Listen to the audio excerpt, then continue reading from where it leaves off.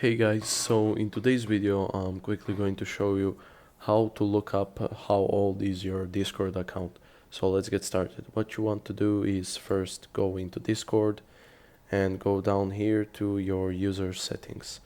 When you have done that, you want to go down here to advanced, and now make sure this is turned on, developer mode. Now after you have done this, you can go here and click on your user and just press copy user ID. Now I think you can do it also. Yeah, you can also do it here on this list.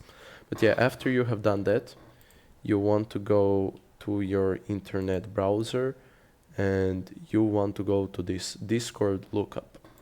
So like this. And it's the first thing. Now, after you have done that, copy paste your Discord ID, press lookup, finish this quickly, and as you can see, created, and this is the date. Anyhow guys, I hope you enjoyed this video. If you did, leave a like. If you have any questions, feel free to ask down below in the comment section, and if you want more tutorials just like this, subscribe.